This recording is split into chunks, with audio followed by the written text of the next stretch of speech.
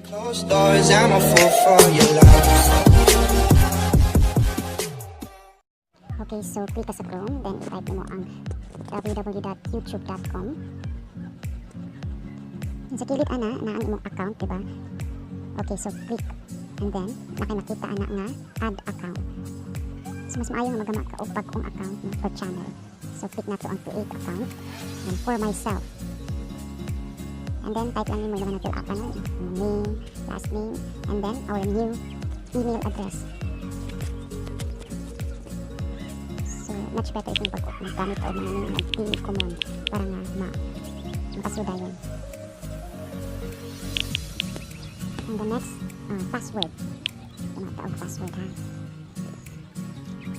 I-type lang natin ang password. And then confirm na to. Next. Okay, so wala ma-verify ang password, so magamit ka putro, no? So, wag ang tabanan, no? Okay, ano na si mama, Ben? Okay, sa ating confirm, so I hope na this time, so hindi siya. Okay, there you are, so welcome na, no, Ben? Type na po nato ang phone number. So, kailangan na-active ang ating phone number natin, butang ani.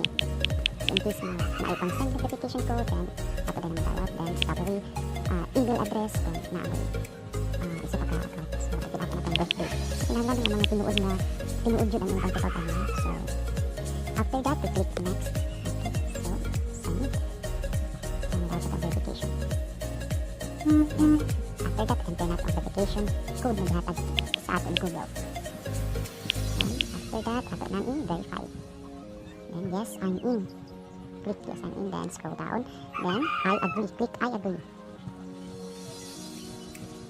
Okay, so nag-redirect na siya, no? Okay, so makita na yun nato, dahil sa kilid. Okay, check na to. Okay na ba siya? So saan sa ating kilid? Okay, so let's go to sign in. Sign in. And let's try. Okay, so makita na to ang dahil sa kilid at ang ating pag-uwi gama nga account kanina. So let's pick the Jennifer Peter Corin account. Okay, so it's okay. So pwede na ka mag-upload of mga new videos para sa inyong new channel. Thank you. I hope this helps. Okay, so make sure na atong na-download una ang Google AdSense o ang YouTube Studio sa atong Play Store before proceeding. So after that, magdong na po sa atong Chrome or browser. Then, ato tayong i-type ang www.youtube.com. Okay. So, ano sa kilid, makita natin gigama na itong account kanina or channel. Anong na yung kamarka na J, so ato lang siya i-click mo.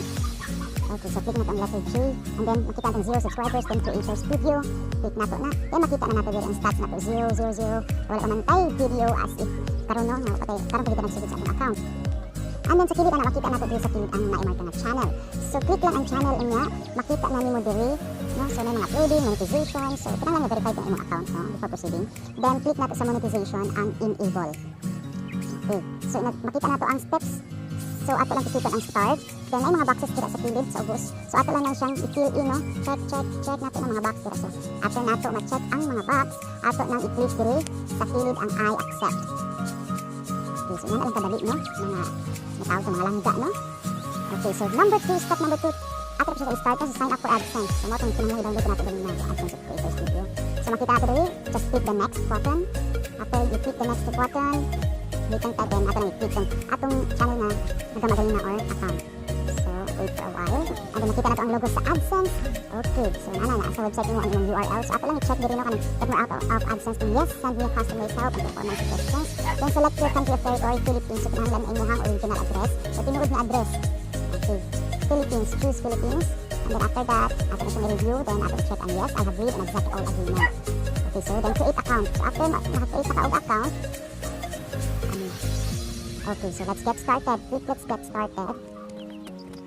And then, ang account type is individual, then name and address. Yung mga fill up na address line 1, address line 2. So, it's up to you. So, ano pag-fill up na basta kaya ang inyong address mo o yung inyong gamiton. Okay, so, ako din mo, nag-review pa ko sa address, kaya nga naman ano siya. So, kailangan i-review din mo, no? After ka mag-fill sa form, kailangan i-double check mo if sakto ba. Just like sa ako ang nakabo karon. So, at least diba na-outro pa nato siya. And, di na nato siya pag-divide ang address. So, may itong suburban na, may Tagbilaran City. Then, dito po nato ang atong contact. extra na, then natin i-submit tayo. So after submitting, nakita na nimo ang redirect sa ato click ang redirect. Okay. So, balik na siya sa ato ang main. So na siya sa number 3. Sa set monetization preferences, so after operation, i-click ang start. Then, check na daan ang monetize all existing and future videos. Then click na to ang save. So may nakamarka ng save dira sa kilid, ato siyang i-save. Okay, so after natin na siya na-save, so number 4 na lang ito lang. So get review after reaching 4,000 watch hours in previous 12 months and 1,000 subscribers. So hato na lang imo na siya, no? So ang inyong buhaton karon ang pag-upload na sa inyong mga videos kung naa na kayo mga videos na giandam sa inyong channel. So back pa sa atong profile, so makita na nato sa 00. So again, ibalik na lang nato og upload ang atong videos. Thank you for watching. Now, click na nato atong account, no? Then you are now ready to